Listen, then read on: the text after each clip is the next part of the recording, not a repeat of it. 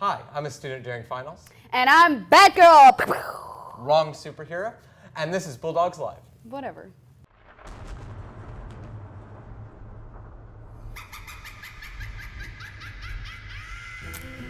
Well, obviously it's Halloween, and we actually had Alistair tour one of the scariest places at TLU. Ah, Dr. Roman's class. Not quite that scary, honestly. More like places you get lost in. The Portal. What? No. I mean, like, the Fun Arts Building. Artsy people are the worst.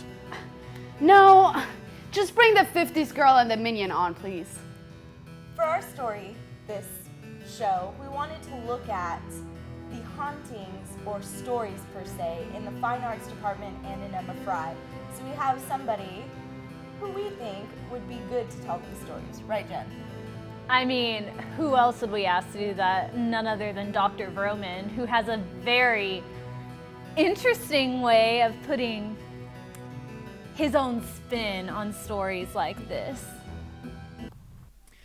Okay, so I don't think anything is haunted in the gallery. It's just a space.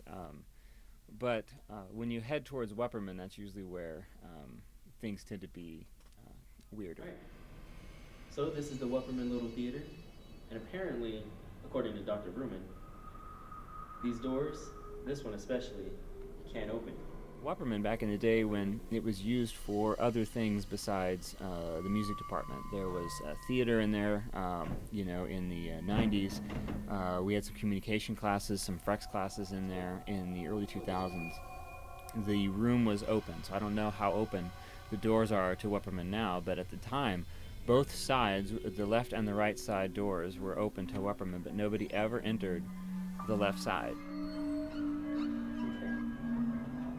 So if we go up these stairs, apparently people hear music. I was heading up the booth, in my nervousness, I started singing this song. I never sang before. I would never sing this song. I had no idea why I thought of it. And then I felt a little better. I went up to the top of the booth and I got everything ready. People came and I didn't think any more about it.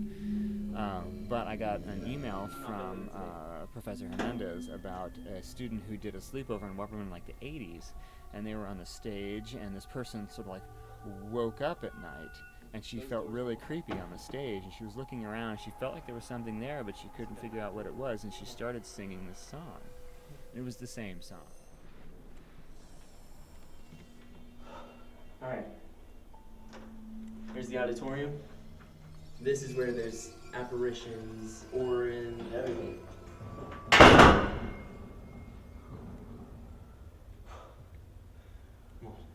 About to catch someone. 7th row, maybe the 5th or 6th seat over from the east side, is where the little girl sits, and she'll kick your chair if you're in the chair. You actually enter Weerman. There's all kinds of space, and so assuming you head down the seats to the front, and you're standing in front of the stage, if you turn around, there's this big sort of dark booth in the background. I had a student once who claimed she could see auras. If you were angry, you'd have a certain color around you. If you're happy, you had another color. And back in the days when theater was using the building, she and a friend were moving some scenery off the stage out those big doors on the west side of Weerman. And she felt something, she said, and she looked up, and she saw an aura in the booth that didn't have a person inside it.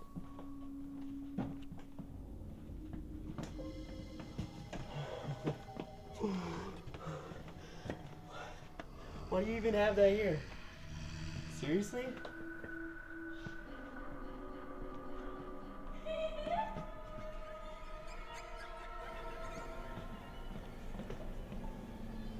No way. Let's go.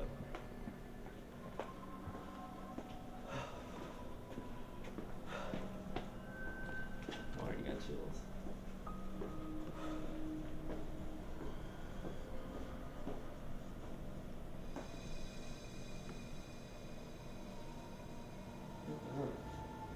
No.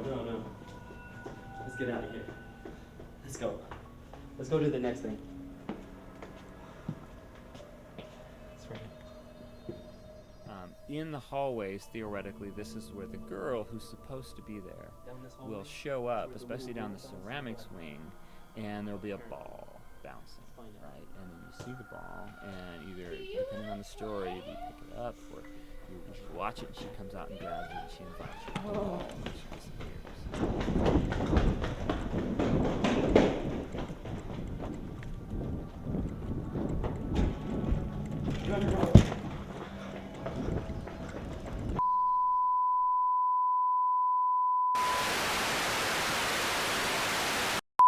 The only other place that people report a lot of sort of haunted activities, and I don't know that I believe them, but it's the only place on campus that I know of where someone died. There was a professor who died in the library reading. He was reading and, just sort of fell asleep, didn't wake up. People report weird happenings in the basement of the library. Especially around, there used to be sort of an archives area. It's hard now because there's a classroom in the center of the library. When you head downstairs, that whole area has been cordoned off. But if you go to the south side of the basement, there's another sort of room there, kind of space that's sort of strange. And I've had a lot of students who worked at the library, and I've had fewer students who actually go to the library. And hang out down there, and many students often feel really creepy in that space. And I've had a lot of students feel like something was looking at them out the windows of that room. But nobody who actually has gone into that room, or no librarian, indicates that something's happening there. And that activity had changed when they put the classroom down there. It's a little bit different, but for a while there was a sense in which there was maybe something there. Now, the urban legend that's associated with the death of the professor is that if you are studying in the library and you're having a difficult time and you don't know what to do, if you leave your book on the table and you go to the bathroom, when you come back, it will be open to the page that has the answer that you need.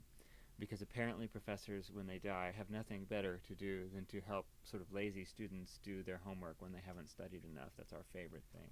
All right, Alistair, what you reading? I'm reading the Journal of Heredity. I'm going to be studying because apparently, if you're trying to find something and you can't find it, you can't find the answer, you go use the restroom, you come back, it flips to the right answer. Let's check it out. Perfect. Mosquito genetics.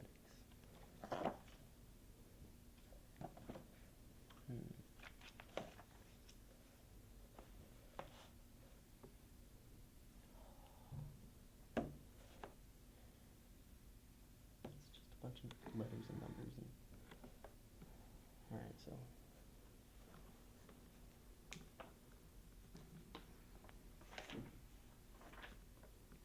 Even better.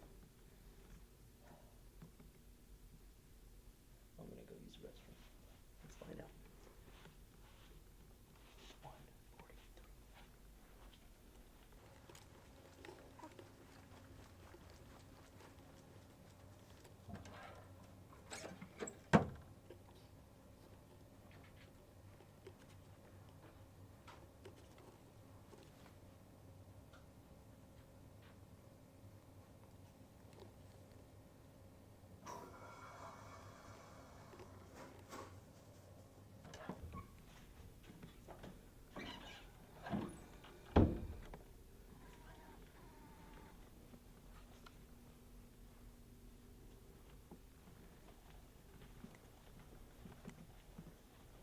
1:43. No way.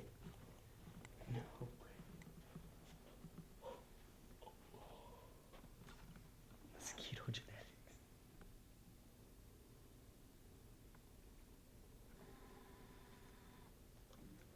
I think it's time to get out. So I'll put this up. I think we found out what's real. Let's get out.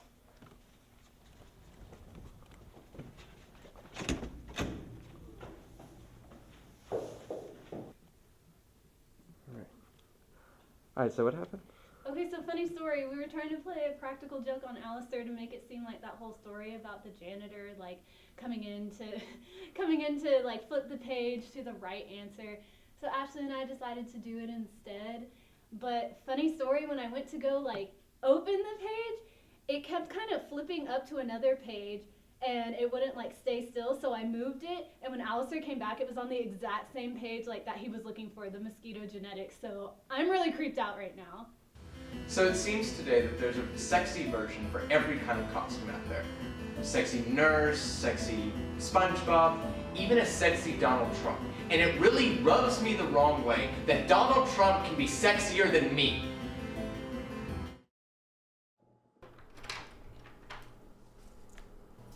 What is that?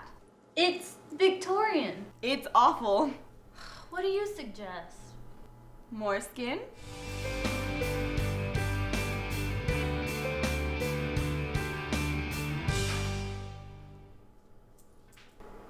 Is this good for the party? Yes. Now we just have to wait for James to pick out his costume.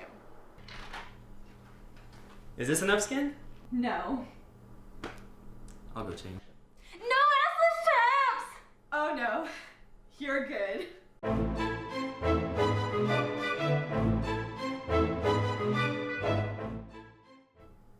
Is it too late to make a rubbing me the wrong way joke? So there's a lot of fun things to do for Halloween around the area. In Seguin, we have the TLU Fine Arts Haunted House during the Halloween week. There's also the Dare. They're going to be having a haunted house in the Coliseum. In San Marcos, there's going to be a skydive at night. There's also going to be a costume party at the Mark. And in San Antonio, there's always Chills and Thrills. There's going to be the 13th floor. There's going to be so many things. At SeaWorld, there's going to be the Hollow Scream. And there's going to be a cemetery tour in San Antonio. Thanks for watching. And that's something to chew on. Stop being creepy. Ugh.